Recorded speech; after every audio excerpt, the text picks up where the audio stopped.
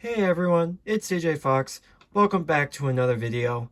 Today we're going to be taking a look at a Broadway Limited import Paragon 1 Pennsylvania Railroad M1b class steam locomotive.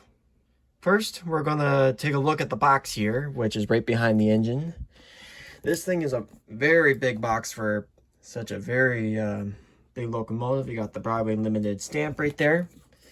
On the back, you can see where I bought the locomotive from. Broadway Limited imports. On the back, sound equipped for a conventional DCC or DC Paragon series, which means it's Paragon 1. And right here, you get to see the ID and the Pennsylvania Railroad M1b 6744. Of course, made in China. Well, you see this number 53, that means that this locomotive was the 53rd model produced by Broadway Limited, meaning this model is well over 20 years old, since Broadway Limited was founded back in 2001, if I recall. Anyhow, let's continue over and take a look at closer look at the model. With the box out of the way, let's take a closer look. Even though I can't really take apart the tender and the locomotive due to the fact that I have done some customizations and repairs with this model. And even though I will discuss the real-life counterpart 6744, however, this model by itself has its own history. To start off, before I talk about the real-life history, the history of this model goes way back. You see the club I am part of, the Green Bay Area Model Railroad Club, which is based in the Crest Family Library in De Pere, Wisconsin, basement level, excuse me. But you see, the club owned this model. I would assume probably since new, or could have been used. I am not 100% sure on that part of its history. But it has served with the club for many, many, many years. And over the time, you know, with most models, it tends to have problems. Then you must be asking, what kind of problems? Well, first and foremost, the original QSI decoder that these models were equipped with by Broadway Limited, well, like with any decoder, really, it died. And with the decoder dying, they sent this model to the local model train store here in Green Bay called Engine House Services, where they took that original decoder out and they replaced it with a Soundtrack Tsunami 2 decoder. And, well, it did run for a little bit. And that's when when I came into the picture in the club about 2 years ago. And at the time, I would assume that's probably when it still had its Tsunami decoder. And then for a few months after I joined the club, I ran this engine on the club layout before I even owned any DCC sound locomotives in my collection. And all of a sudden, it just disappeared. Like, poof, gone. And then for well over a year and a half, I really didn't pay any attention to it until I started, until I remembered it while going through my old videos that I have. And one of the videos that I have is featured in one of my playlists of running trains at the Green Bay Area Model Railroad Club's layout, which you can see this very locomotive in a couple of those shots. And that being said, what happened is that the Tsunami decoder actually fried. And they honestly, the people who took care of this model, they really don't know how it happened, but the decoder basically fried itself, and the plastic shrimp, the gosh, what is it called? The shrink wrap that's around the decoder, it actually melted. And it's not a pretty sight. Trust me. So then after they submitted it back to Engine House, where they tried to fix it again, but after I brought this model up, I spoke to the the club council or club board member council, whatever it's called, and they agreed for me to see if I can fix this locomotive. So I took it home. I kind of figured out its wiring situation, and just to put it the least, Engine House Services, yes, the model works sort of, but a couple of the wires, well, they were wired incorrectly. For instance, the wires that go to the electric motor inside the locomotive, those were backwards, and also the headlight wires were backwards, so that's why the headlight didn't work. But after some tests, I found out the headlight was burnt out, and you see these little wires right here coming out of the funnel. That's the new LED that's currently sitting inside the headlight box, headlight housing, excuse me. So with that all being said, yeah, this engine has had a checkered history with the club, and pretty much after I got it running, I asked if I could buy it from them, and they didn't really yeah. Essentially, they handed this model to me and, yep, it's yours. Bye bye. Yeah, and then afterwards, I decided to do some more working on it. I managed to do some maintenance on it and re-oiled and greased up the gears, so now that all runs good. Like I said before, I put a new headlight into it, and also I did put a new decoder in it, and this decoder does have sound. And I am so happy to have this model actually running again after it being the first steam locomotive, DCC sound steam locomotive I ever ran at the club when it was club owned. But since I've owned it, it has given even me problems. For instance, after I fixed all the wiring and all that stuff, turns out the wires pretty much inside the DCC plug essentially just how can I best put it? They deteriorated because the wires are so old that the original DCC plug the wires just came out of the plug. See right here, this is the original DCC wire plug. You can see right here on the motor wires right here that these are the original wires how Engine House put it together, and you see this orange tip right here. That's from me reversing the polarities there. But as you can tell, there's only 4 wires on this plug, and there's supposed to be 6. That's because the first and the 6th wire just snapped and broke, and I cannot figure out how to get those back on. I've tried with soldering. I've tried just reinserting the wire by taking out the little contact brackets that are inside the plug. But yeah, I just ditched this whole plug, and instead I took a Digitrax 9-pin plug. I'm not sure how well you can see this, but let me see if I can zoom in and hopefully the camera can focus. You see, I basically took a 9-pin plug, sliced three plugs out. My tongue stopped working. I basically took 3 wires off of this plug by snipping it, the actual plug itself, and then filing and sanding down the cut edge, and I actually managed to get it all fit, and it actually works. And so far, I haven't had that many electrical issues since I put that plug in just the other day, actually. So now with the history of this particular model out of the way, now I can cover the real life counterpart of 6744. Now, 6744 was built in June of 1930 in what is I believe the first batch of the Pennsylvania Railroad M1 class, which were a 482 mountain type steam locomotive. and these were used for heavy mixed traffic. Either really meaning that it can pull passengers and it can pull freight, or it can even pull both at the exact same time.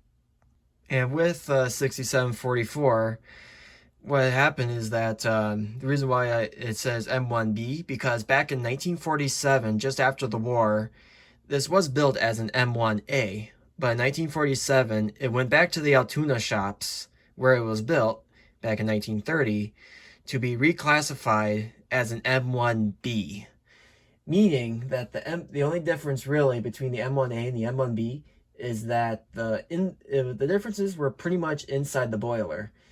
Those being the addition of a firebox circulators and also larger tubes carrying water throughout the firebox space, which increased the heating area and thus the steam power, and also raised the PSI from the original 250 PSI to 270, and that also increased its torque, because originally it made around 64,550 foot-pounds of torque, and with the addition of the firebox circulators, it increased the horsepower. Well, actually, didn't increase the horsepower, but it increased the traction effort to 67,700 foot-pounds of torque. And like I said, with horsepower, I meant to say this, that the horsepower rating was still pretty much the same at 4,034 horsepower, or 3,008 kilowatts. And unfortunately, 6744 did not make it into preservation. It was retired. It was retired sometime in the late 1950s, and according to some sources, it was around September 1959 when this locomotive was officially retired, and then promptly likely scrapped right soon after. But there is one Pennsylvania Railroad M1b still in existence, and that's 6755 and its tender. And also there's another tender that belonged to another M1b. However, that tender is going to be repurposed for the Pennsylvania Railroad T1 Trust, as that's going to be Pennsylvania Railroad T1 5550, which that's going to be the road number. That's going to be that locomotive's brand new tender, even though it was originally an M1b tender. As for some additional facts, the locomotive weighed close to 400,000 pounds, and the tender weighed about 380,000 pounds, meaning this locomotive weighed nearly 769,000 pounds, and that's just rounding it up. And inside the tender, there was a water capacity of 22,090 US gallons, and for the tender capacity of the coal was 31.5 short tons of coal. So that, and as you can tell, this thing has a huge tender, and that meant that this locomotive could pretty much go pretty far without the need of refueling or refilling of water. Now let's take a closer look at the model here, starting with the front. Now looking up here at the front, as you can tell, it is missing a few things, as I did buy this locomotive used. And I'm just pointing out, it's missing some sort of air reservoir tank right here. I don't know why my camera keeps out of focus. And then secondly, on the boiler right here, you can see it's missing the whistle, unfortunately. And so far, that's pretty much the only parts of this locomotive that is missing. I doubt that I can find an air reservoir tank, if that's what that part is called. I've already showed pictures of 6744, which has that air tank in the front right here. And I can obviously get a replacement whistle. Maybe I can get a nice brass one to make it nice and shiny, because these parts right here, the safety valves, those are also made out of brass. The hand railing, that's a metal wire. The shell of the locomotive itself is plastic, but there's a huge lead weight on the inside that gives this locomotive a lot of heft to it. And it does have a metal chassis and metal road wheels that is painted, so that gives it a more realistic look. And going further down the boiler, or excuse me, further down, now you see alongside the firebox, which basically, if you were to take this, stupid focusing, and if you were to take this driver off and shorten this firebox, pretty much the Pennsylvania Railroad K4 Pacifics and the Pennsylvania Railroad M1Bs are pretty much almost identical in general design. And on this model, you see the cab right here. The window is open, but there is no figurines that go inside the cab. And I can't really show the inside of the cab due to the plug. But if I can zoom in and kind of show it a little bit, I guess. Let's see if I can focus the camera here. Oh yeah, you can see there is a little bit of some valve work detail and a little bit of plumbing, along with the regulator and some other valve wheels that you can see. But of course, these are kind of all skewed over the place. I might need to fix those. But here you can get a better look at how the plug looks, and I cut it off right around here to get rid of those extra 3 pins, because this is only a 6-pin plug. Anyhow, now on the roof of this locomotive, it does feature a sliding roof vent, which I love. I love those little playable parts that you can adjust. Gives it so much more realism. As for the tender, it does have a realistic cola that is made out of plastic, and the tender body is also plastic, but the chassis and the trucks are made out of metal.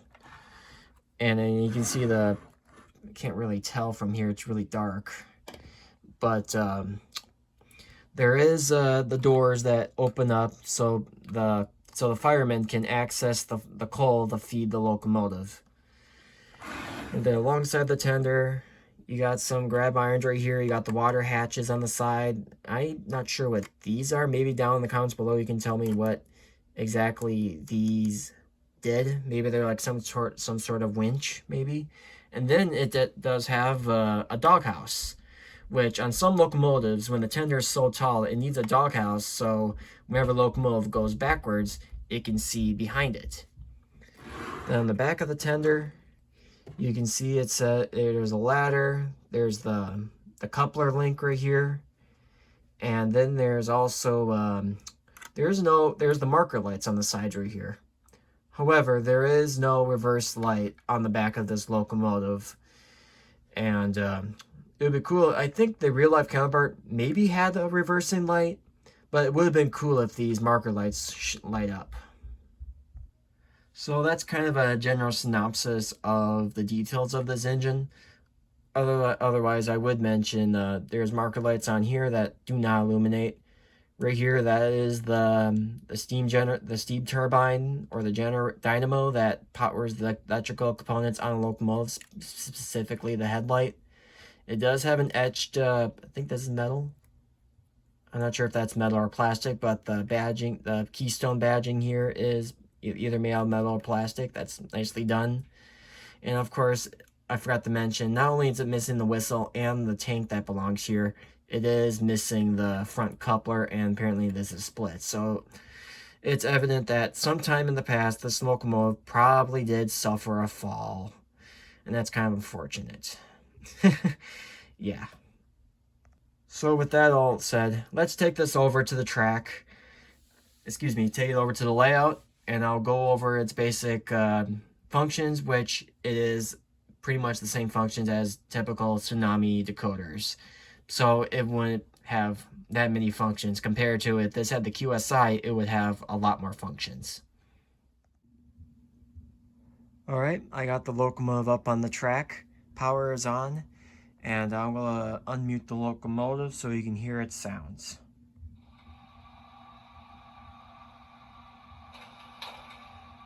You hear the air pump going right there.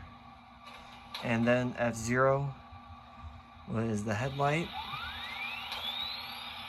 And I know you can't tell from here, but it is a super, super bright, warm white LED that I installed, and it looks fantastic. And even though there is some bleed into the back of the headlight assembly, but that's because in part how I had to get the LED in there. And as you can hear, you can probably barely hear me. This locomotive is loud. Like, I think the volume on here needs to be changed. It is pretty much at full blast volume. Now F1 is the bell.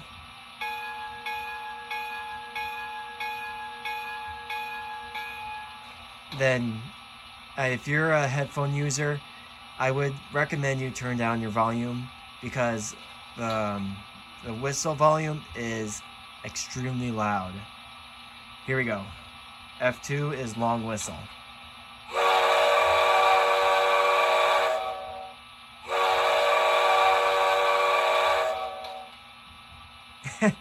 I wasn't kidding. F3 is the short whistle, of course. Now, I know you guys are probably saying in the comments, CJ, this isn't an M1b whistle. An M1b whistle is supposed to be of a 3-chime.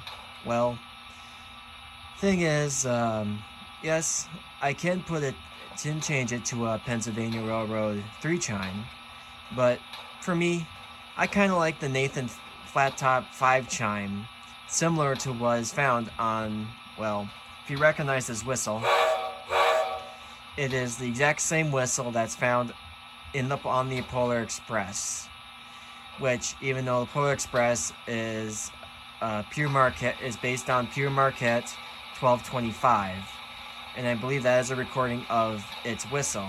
But well, here it is on Pennsylvania Railroad M1b. So let's put in, just to demonstrate how it runs. In reverse, it does tend to jitter a little bit. Then again, this does have the original motor, so it does cog a little bit when going in backwards. But at slower speeds, yeah, you saw right there, it kind of lurches a little. But this thing does extremely well in forward speeds. Like if I were to go speed step, yeah, it needs to go a bit fast. Are you kidding me? Yeah, as you saw right there, it doesn't quite like going at slow speeds that much. But I will go a little bit right here. You can see the wheels do twitch a little bit. But as you go faster, the locomotive does eventually smooth out. And I'll demonstrate here a little bit more of the reversing. As you can see, it kind of lurches a little bit. And that's kind of how it's probably going to be for us of its, pretty much the rest of its career. But forward is a little bit better, but it still lurches at slower speeds. So, on the other functions, I believe 4 is steam blowdown. F5, I think that just does random noises. F6, I don't hear anything at F6. F7, that dims the headlight, which you can barely notice it. Here it is dimmed, and here it is lit up. So it's nothing too noticeable. And then those are pretty much the same functions that you find on typical Soundtrax Tsunami decoders. So let's couple this up with a bunch of cars and pull a train with it.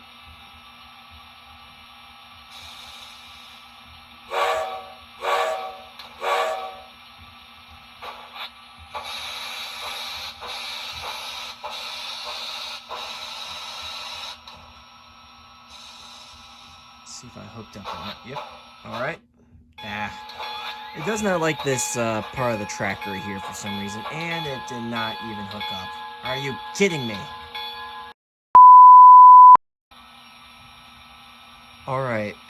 I'll try again. Hopefully the couplers are together this time. And here we go.